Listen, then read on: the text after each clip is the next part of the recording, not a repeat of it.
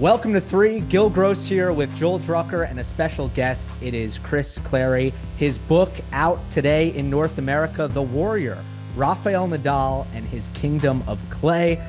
Chris, so glad you've joined us here on Three. This has been a fascinating few years for you because as this Big Three era has dawned, you have now written the Roger Federer book called The Master. And now it's the Nadal book, The Warrior. So I think a great place to start is, and Joel can hold them both up for us. Uh, what Can he? was what were the differences in going about the process of writing about Federer versus Nadal? How was the approach different? Well, I guess the one good thing was that I didn't know when I started the Federer book that I could write a book. Yeah, I'd never done it. So for me, it was I'd been a ink stained print journalist writing like a hamster on a wheel for 30 plus years and just typing away on deadline 1,000 words at a time, or if I'm being honest, more like 1,200 words at a time. It's a little longer than I was supposed to go. And so, yeah, just not knowing whether you can actually do it definitely changes the mentality. When I did the Rafa one, obviously I knew it could be done. I knew that the Federer book had a surprising amount of success, really sort of changed my life and allowed me to become a full-time author. But I was really mindful of how challenging writing the Federer book had been, and I did not want to have to try to repeat myself. And so I thought the best way to approach it was with something very new, a different way of looking at this great player, because obviously, as you guys know, Federer and Nadal overlapped a great deal. Even though Roger's 5 years older, they played in the same lane quite a lot. And so I just didn't want to try to overlap much. Inevitably, you're going to have some, but I was looking for the right format and the right approach to make this one fresh, both for the reader, most importantly, but also for me, because as Joel knows, having written books, you live with this thing in your head night and day, breakfast and dinner, and then you wake up thinking about that paragraph you should have written differently, or how you're going to start chapter 10 and how you're going to end chapter 12. So I needed a new format, and I wouldn't have written it without it. And I just felt like for me, my life has had so much France and Roland Garros in it. My wife is French. My kids are French American. I lived when I first got married in the early 90s, about 3 or 4 blocks from Roland Garros. Used to walk there for practice sessions and for work. Just felt very connected to it. I kind of learned about Roland Garros as I was learning the French language and learning the culture. So I've always wanted to write a book about Roland Garros. I wasn't sure that would stand alone for an international audience. And I felt like as Rafa just developed this amazing connection and dominance there, that it would be, yeah, I'd say it sort of slowly dawned on me. I was interested in writing a Rafa book and a Roland Garros book. And I finally decided, you know what? These are my strengths. These are things that I know well. Let's put them together and let's try to find a way to do that. And I think after Rafa won the La Decima, the 10th, that's when I knew I was going to write a book about him at some point. The 10th one, Chris showed you that Rafa was pretty much had a pretty good record on clay by about 10. He finally got you. Exactly. Yeah, I think it finally dawned on me he was pretty good on clay, not bad. So Yeah. no, I And just he I was just felt like he had to. I wanted to chronicle it. I'd been there and covered him from the very start as a teenager on the pro circuit. It just seemed like I would feel regret if I didn't try to do that, and I didn't want to write it the same way. So that's how I decided to put them together. And it seemed like a fun idea at the time, but it was a lot more complicated narratively than I would have imagined to try to make it work, and I hope I did. well, I think you did really well with it, but it's interesting. I should tell people it doesn't read like the Federer is a little more, I'd say, linear in a biographical portrait narrative. This is something a little more conceptual, and when you go thematic, having done that myself, it's a little more the high wire acting. And you did that, but yeah, it's one thing to conceive it. It's another thing to through these chapters. What were some of the things about this clay exploration that you really enjoyed, Chris, and how that connects to Rafa?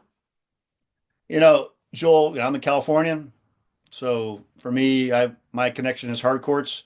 I had a little bit exposure to clay later in my college career. I taught tennis at the East Hampton Tennis Club to make money to travel after I finished my senior year. That was on the hard true, but I played very little on clay. And my memory of it as a kid was watching it on TV every once in a while, and it just seemed like a very exotic thing. So I think I was always drawn to it without really understanding it. And it's one of those things sort of been staring you in the face. I covered the French Open now. This will be my 35th French Open coming up this year as a journalist, and you're always busy writing about the matches. And I honestly, I had never really fully explored the history of the surface and the nitty gritty of it, if you want to have a bad pun about it, but it's true. I mean, I hadn't gone into it, and I was really interested to try to dig with this opportunity with the book into what were the myths and what were the truths, and sort of how you make a clay court in France, how you play on it from a young age, all these different things. And I think it's just a connection from having seen it so often at Roland Garros over the years, and sort of finally having the time and the motive to really dig into it in a deep way. And honestly, if you live in France, the surprising thing first off the bat is that it's not France's most popular surface at all. You go to most villages, most towns, they have hard courts. They have this interesting thing called Quick. That's the brand, and it's sort of this resin. It seems a little bit slippery. It's sort of asphalt with a resin on it. It's green and it plays pretty fast. Quick is the brand.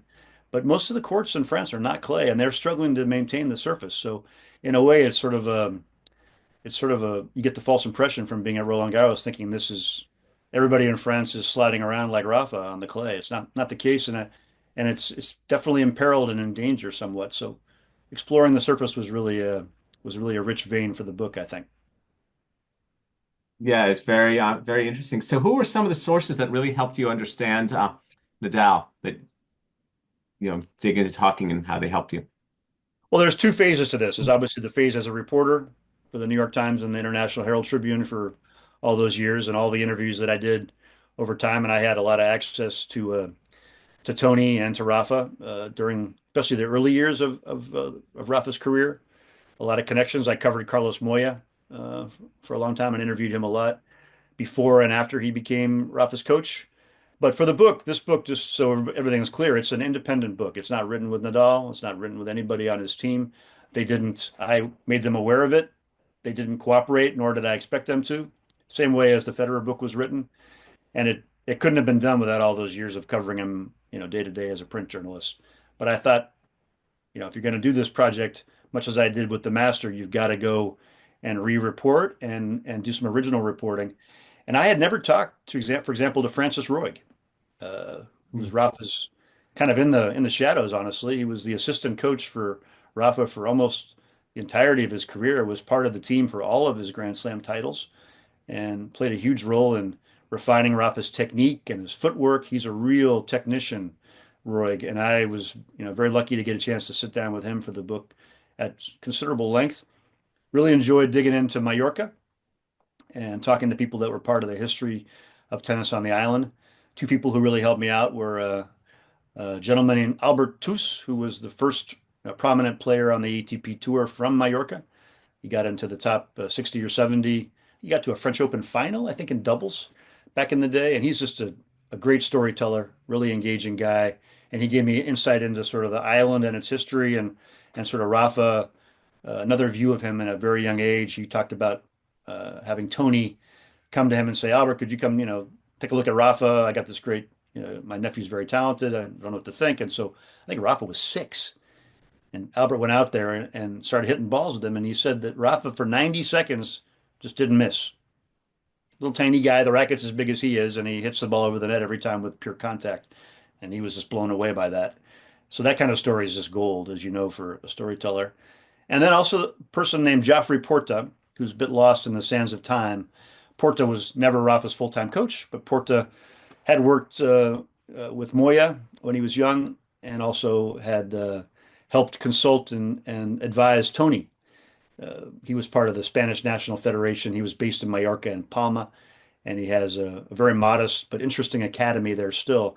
And Porta looks like a Rasputin-esque kind of character. He's got the beard and the long hair, and he's a great storyteller and eyes a little wild, but he fascinating guy. And I sat down with him for about 3 hours, and he knew a lot about Rafa's early evolution and of course about Moya as well. And so those are really some of the rich sources that I ran into. And then obviously I tried to talk to people who were really, really part of Roland Garros. Philippe Vaillant, who is the man who prepares the clay at the tournament and has for many, many years and knows Rafa well. And I had never talked to Guy Forget and some of the tournament directors over time about what Rafa was like behind the scenes. I talked to Forget many times, but not about that. So I think overall, I talked to about 100 people uh, on my own for the book.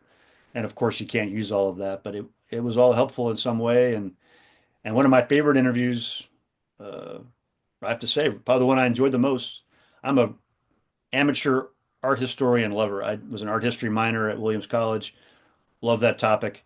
And so I got a chance to talk to Jorge Diaz, who was the sculptor of the Nadal statue at Roland Garros. And we sat down for, virtually for about an hour, hour and a half.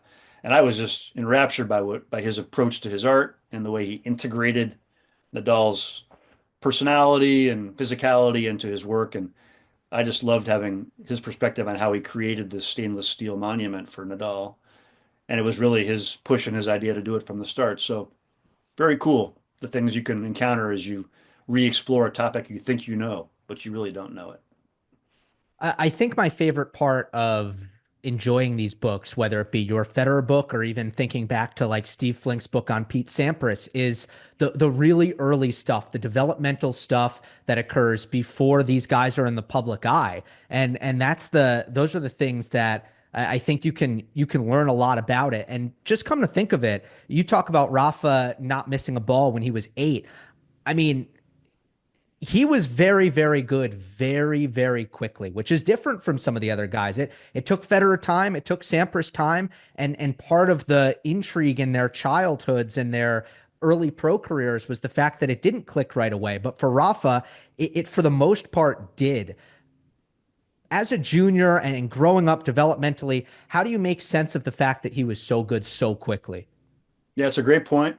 I mean, you think about it, he's a petite das champion, right? The 12 and under championships and all that sort of thing in France and Spain. I mean, in Europe, he was a champion early. And Gill, honestly, if he hadn't been, he wouldn't be a tennis player. The only reason he's a tennis player and not a soccer player is because he was so brilliant that he basically couldn't avoid becoming a tennis player. Because if he had been sort of on the fence, not sure, he would have played soccer. Yeah. I think that was genuinely his true passion. His uncle Miguel Angel was a major star in Spain in soccer and Barca and played on the Spanish national team. Rafa was steeped in that, and he had great talent for soccer as well. But his results in tennis were so compelling, and there was that mano a mano aspect. I think he liked having that responsibility. But his results early on, I mean, the Nadal family is a very gifted athletic family. It's a family of high achievers. Rafa's family is a successful businessman. Rafa's uncle, obviously Miguel Angel, was a very prominent athlete. Other people in his family also are very accomplished. His grandfather on the paternal side was a musician and symphony conductor, and so he grew up in an environment where excellence was expected and encouraged. And he was the first grandchild to come along on that side of the family. Everybody lived together, and Rafa, by all accounts, was an adorable kid, but just like a manic, high energy, hyperactive kid, and which is interesting because you talk to, Federer's people, and the young Federer was also a bit like that, almost hyperactive in a sense. So all this energy, how do you channel it? Sports is a big deal. You talk to Rafa's teachers from his primary school, which I actually did for this thing, and they'll tell you that Rafa was, a little hard to, basically channel in the classroom, but obviously excelled at the sports. And he's a smart guy, I think. So it's just you need that outlet. But I think really what strikes you is that Nadal did change Gill quite a lot in terms of how he approached the rhythm of competition. Something I learned from this book. He was much more hyper speed when he was young. He had to slow it down. That's part of the reason the routines were developed from a Mm. pretty early age.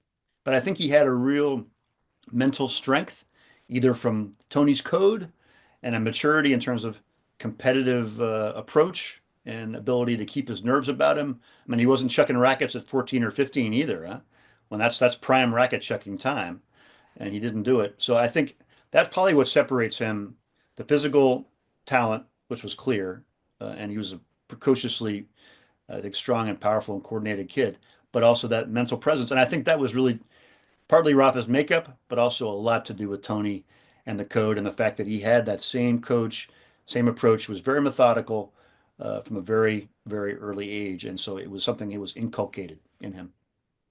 Tell us about that code. I mean, what sticks out to you about the Uncle Tony model that he sort of implemented into Rafa. And also, I'm fascinated by the idea that maybe Tony wasn't as interested in technique as somebody like Francisco Ruig, and he was the guy who was getting all the attention as the developer because he was front facing and because he was the uncle. But there were perhaps more people involved in the architecture of Rafa's development. Yeah, I think that's right. I think that's also something else. I deepened my grasp of that from reporting, and I think Tony deserves loads of credit, no question. I mean, Rafa wouldn't be a tennis player without him. He wouldn't have this code, which we'll talk about. And to bring somebody up from age, they first hit when Rafa was 3, started coaching him regularly at 4, and take him to mega number of Grand Slam titles and competing against the world's best. And Tony was a national level player, not unlike Carlos Alcaraz Sr. in some ways, sort of a little bit below that notch, but never made it on the tour and didn't have that sort of big match, big tour gravitas and experience to bring. But he still managed to do it, and it's to his credit. But there were a lot of people involved, and people like Porta or Tony Colom, or let's look at Rafa's team. Who did he have in his team? Who was his agent from the mid-teens? Carlos Costa. What was Carlos Costa ranked?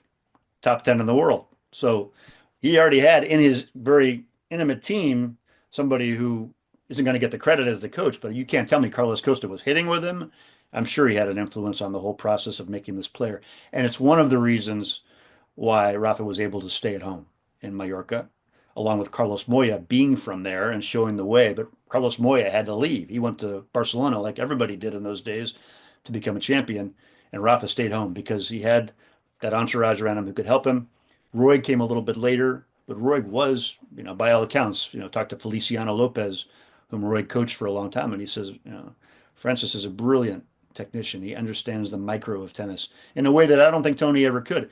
And Tony certainly, was, I'm sure, an outstanding coach, but it takes something special to work on those little details and know what makes the difference. So Rafa, Well, it took a village. It was a village that created Rafa in many ways, with Tony as head villager. so Tony is kind of the macro dean of the faculty, and these other guys are bringing certain things. Like Roy was almost like the composition, and Tony, as we know, is always like the literature. And he's reading Nietzsche, he's reading Thoreau. He's like the philosopher guy. Chris, obviously there's so much fun in the reporting and the hunting and the gathering. What were in the course of writing this book, what are 2 to the 3 of the Rafa matches that you enjoyed writing about? Because it is fun. There is, particularly when you don't have it due in 90 minutes, it's a chance to kind of, as we've done, but when you have some hours and even days to think, wow, I get to retell for posterity. I mean, I just think people should know this will be for posterity, the tale of some of Rafa's greatest matches. What were 2 of the 3 you most enjoyed kind of, retelling for us all? That's a great question, Joel. No, that's true. That's one of the hidden pleasures of this process. You wouldn't think going back and watching, almost 6 hours of Nadal Djokovic in Australia would be a joy, but it really actually was, because it's true. And I wish I had had 90 minutes sometimes to write my stories. I had, unfortunately, less than that for New York Times first deadlines. But I definitely let's pick a couple that are prominent. Obviously, the 12 Aussie Open final, to go back and watch that with time, with no deadline, and sort of examine the turning points in the match, go back and see and really understand that Rafa's basically falling to the ground and celebrating after winning the 4th set, but not the match, which I never saw him do in any other match. And he goes to ground basically as if it's all over, but it's not. And then to see him miss that backhand that he could have had to take control of the match in the 5th, that he doesn't, that he probably wouldn't have missed against anybody else. To see that massive rally that Rafa wins late in the match and Joko just collapses and he can't finish it, and you think he's done, and then he finds a way to get a 2nd, 3rd, 4th, 5th win and end up winning the match. So that was extraordinary to rewatch. The 2008 Wimbledon final as well. The one I really thought was interesting was 2007 Wimbledon final, to watch that again, because obviously Rafa was very close in that match. That's the one where he wrote about being in the shower at the All England Club and sobbing afterward, with that rare thing for him, that regret at not having given his best and being able to go to sleep that night feeling like he had done what he needed to do, which I think was a pretty rare thing for Rafa, even in defeat or victory.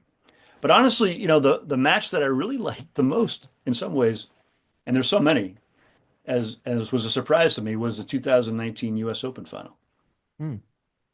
That's the Medvedev match when Rafa wins the first two sets, and then Medvedev, who's really kind of an unknown quantity at that point, and that was the torment the crowd and beat the crowd open for him, and he was sort of emerging as a personality. You just didn't know what to expect, and it seemed like it was going to be a straight set Rafa take him out final, but it wasn't that. Medvedev comes back, changing his tactics, showing these protean capacities that he has, coming to net, serving and volleying.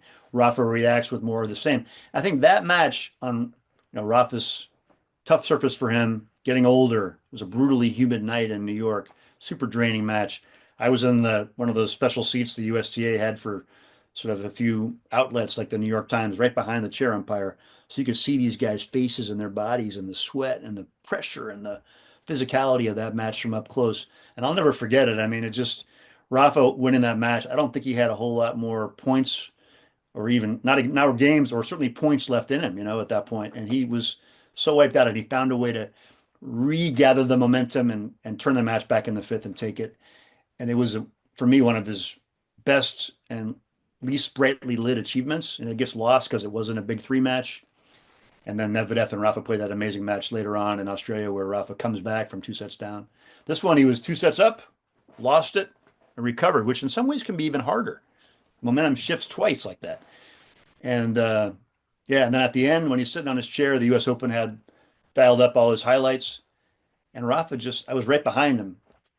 And he just literally puts his hands over his face and he just starts to sob. Completely lets it go. Just like I've rarely seen. I mean, the meeting, the Laver Cup thing was nothing compared to this. This was torrents of tears. And I just think it was all kinds of emotion and stuff coming out at him. So that match for him as well is when he talked about being really important for him, as well as winning the French Open in 2011, which was the one he didn't expect to win. Federer beat Djokovic to end the big winning streak, the 41 match, 43 match winning streak in the semis, coming in strong, and Rafa beat him in the final. And Djoko had Rafa's number that year, ended up beating him like 7 times in a row at that stage. So that was the one he was surprised by. But I've rattled on Isn't way it, too long. isn't it interesting, Chris, how with these guys, with this big three, how the duration of their careers for many reasons, we're used to seeing kind of like two waves of a player's career, or maybe three or 2.5. And now you've just crisscrossed across almost 20 years of incredible moments. It's like, yeah, sure, that 19 is the spotlight's only so big, and he won 22 of these things. So it's just back and forth. And it's like one of these, it's like these Victorian novelists who wrote like 600-page books or something. So, Chris, as you looked over all these matches, what did you come to understand more about Rafa? Like something goes on, you're rewatching these matches, you're immersing, and sometime, you're like living with this guy in your head. What did you come to understand more about him, about his character, his persona?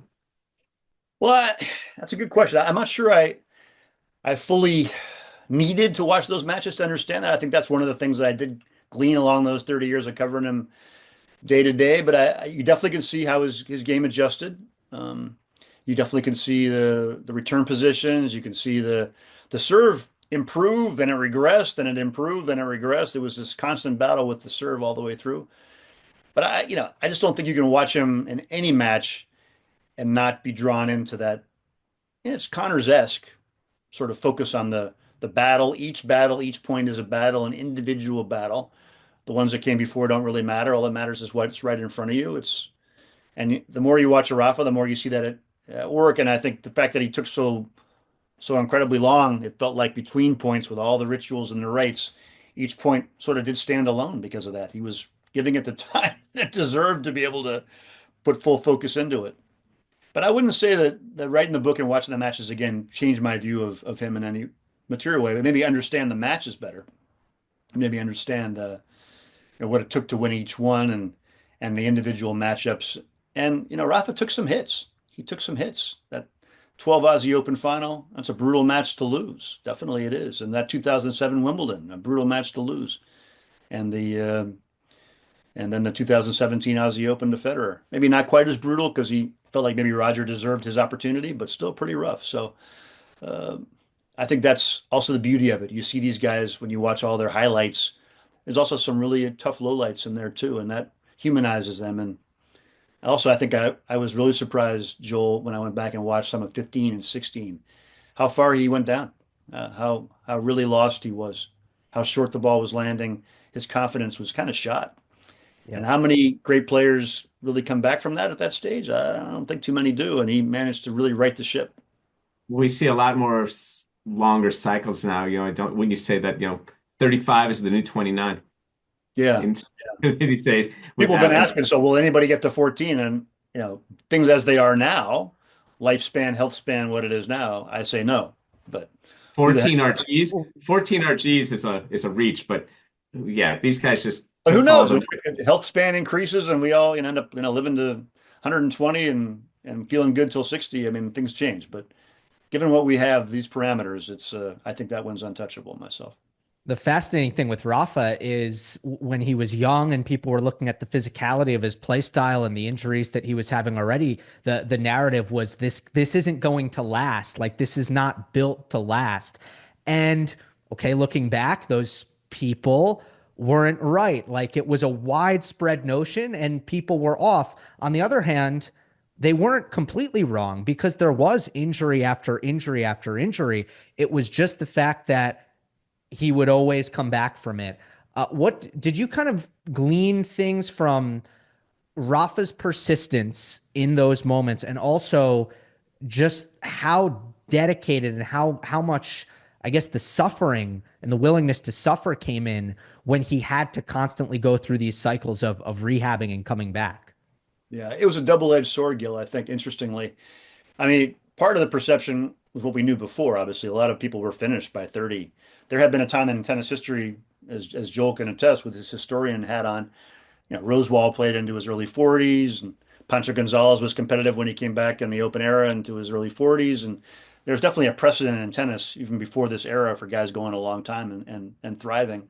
Obviously, Connors played into his late 30s, very competitive. So had that great U.S. Open run. So we knew it could be done, but in sort of that recency bias time as Rafa arrived, it hadn't been done in a while. Agassi had sort of spurts of a career, and he lasted to his mid 30s, but you knew he had taken time off, and so he hadn't been full on like Rafa was going to be. So I definitely was one of the ones. I will raise my hand and plead guilty to the jury that I thought he wouldn't last. But he also told us, Mueller-Weiss syndrome when he's 19, 20, diagnosed degenerative bone in his foot, and he was told that maybe he wouldn't be able to play anymore at an elite level. And he shared that not long after all the diagnoses came in. So his career was in jeopardy, I think, legitimately from a very early age. There was a lot of reasons to think it wouldn't happen. But it's interesting. I think there are two things here. One, uh, I think Rafa getting that diagnosis at 19 or 20, everything after that became even more precious to him. He knew he was maybe on borrowed time. It turned out the borrowed time lasted a long time, but he didn't know that. And he Mm. was having to deal with that uncertainty and maximizing his opportunities. I think he had that mentality anyway, but I think he was able to do that. And the other thing is the code, which we didn't really discuss before. Tony's code, I think, was kind of the ultimate weapon in a way to prepare you for suffering and adversity. There's a lot of fun, Uncle Tony, the magician, kind of very early 8 years with Rafa, the making up the stories and pretending he was a great soccer player and making Rafa believe in his magical powers and all that. But ultimately, Tony was a taskmaster. There was that element of fun, but when they were on the court doing their thing, it was serious business. Tony does not believe in make it fun for the kids. That's not his thing. And that may be to or not to his credit. I don't know, but that's his approach. And he's very open about that. But he taught Rafa early on that he would be facing adversity on the court and that it was natural, it was part of the game, and that he should look forward to it. Not just accept it, but actually look forward to it, expect it, and embrace it. Now, people probably hear that, from other coaches and they aren't able to assimilate that. Rafa, with his unique personality and his approach, was able to. And I think that's part of the reason why he was able to work his way through things that other athletes would not have been able to work their way through. And the more you hear, the more you research it, the more you realize he had a lot of time in practice sessions and away from the big tournaments where he wasn't able to play at his anything near his top capacity because of the injuries and the pain. So maybe that's also why he lasted a bit longer, because he wasn't putting in these huge hours after a certain point on the court that some of the other guys were. Yeah, those are great insights, Chris. And then, of course, he also had a couple of rivals to push him. Whereas maybe if he was up in the slam tally by 5 and he had left Sampras in the dust, maybe he would be a little bit more willing to stop earlier on. But he did push to the brink. I don't know if you want to comment on that Just one thing, it's hypothetical. interesting. I would say, and you guys are this is 3, so you guys are all Yeah. over this. But I would say that Federer had 2 rivals, arch rivals. Djokovic had 2 arch rivals, and Rafa had 3. Rafa had Novak, Roger, and he had Rafa, because Rafa was always in that internal battle in a way the other guys probably weren't to the same degree. Do I think you not think the other guy, I mean, each had I their don't think own. so. I don't think they had that same thing as ingrained. I mean, obviously it's a debate, but that's my sense. Well, when you go on to complete the trilogy, Chris, because we expect now, I want to expect that from you, 'cause that you're going to have to go. I want to see you on that pizza parlor in Serbia. Um, I wonder what their inner dynamic, inner motivation is, from who they are and where they come from. It's fascinating about that, about well, for all of us, particularly these tennis players, what you ask from yourself, what you want from yourself, what you think you need to do more of. And yet, well, when Rafa was the one who most, the way he most kind of burned with it, that passion on the court, but also the way, I mean, so many press conferences, Rafa always setting the bar low. He could play any of us. Oh, I've never played Gill Gross before. I don't know. I hear he has a good forehand. I'm not sure how I'm going to do. You know what I mean? That's Yeah. just Rafa. So his demands of himself. So But interesting. as you know, Joel, he also, if you told him he wasn't going to be any good, then he wouldn't agree with you. He would Well, go he would go that's back right. up. So there's a little bit of that contradictory nature there. And Well, obviously, that's the Roland competitor. Garros are always going to hear you're going to win, so he's always going to be playing down expectations. But there were times when he would play it up to a little bit. If you told him, "Hey, no, there's that element of getting your back up." I don't know if that's Risky to, family well, character. they're competitors. Yeah, They're competitors. It's like you mentioned Jimmy Connors, one of my. contrarian approach, which Tony definitely has. Well, that's the nature of being a competitor, individual sport. Really? You don't think that? You don't, like, Jimmy Connors used to say about everybody, what's he got? What's this guy got? Just this whole, I'm here. Anyway, Well, this is 3, so and Joel mentioned the trilogy. Is there any thought? Has any thought been put into that? I know you're. It's a great question to hear, because it means people aren't completely tired out by this thing yet, but they haven't had to deal with reading the other book yet. So maybe when they do, they won't want a third. But uh, to me, you can't not think about it. But I'd say the same thing that I said after I wrote the Federer book. I don't want to rewrite the books I've already written, and you guys have hopefully read them, and there's a lot of Djokovic in both books. So there's a lot about Djokovic's history. I spent time, in Serbia before he really hit it big, and interviewed Jelena Gencic, his childhood coach, and all that, and got a chance to see the origins of that. And I do talk about that hard court in Kapaunic in the beginning of the Warrior too, because it's just so interesting to see, as you said, Gil, where these guys start, just where the champions come from, and just the odds that they're facing when you see these modest courts and modest places that can produce so much change and so many repercussions just from this very modest place. So yeah, I'm thinking about it, but I've got to find a format that's going to feel fresh and that I can wake up and go to sleep with and enjoy for a long period of time. So we'll see how it goes. Mark Hodgkinson just wrote a good book called Searching for Novak, which gets into his mentality. It's not a complete bio, but it's a good book. And so I'm not eager to go do it right away, and I wouldn't mind some sleep and letting my brain spin a little bit more you short just form. released, you just released Yeah, Rafa, which was, and books are inherently five setters. Yeah, you're right about that. And yeah, it's true. But I just want to savor it, and I think if for any reason I don't write it, I feel like I've told a lot of Novak story that I had available to me in these 2 books already, but it will be tempting to try to do it. makes sense. Well, I do hope you enjoy the celebration that is the release of the book, and the reception that has already been really good, and I'm sure it'll only grow because it is now released in the US. I think the UK is coming up soon. It is The Warrior, Rafael Nadal and His Kingdom of Clay. The Amazon link will be in the description. Chris, you also have a Substack, right? We can give that a little shout. Yeah, it's called Tennis and Beyond. I started it when I left the New York Times in 2023, and I've really enjoyed it. It's a nice community of people, and I'm not covering the news like I used to day on it, but I'm trying to hit themes that I feel are things I can bring some value to. And I'm also trying to, I want to still cover the majors when I get a chance to. So I'll be at Roland Garros and I'll be at Wimbledon this year. So come look me up if anybody listening here wants to get a book signed or try to find me. I'd be welcome to do so. It was great to chat, Chris. Thanks so much for coming on 3. Thank you, Gill. Thank you, Joel.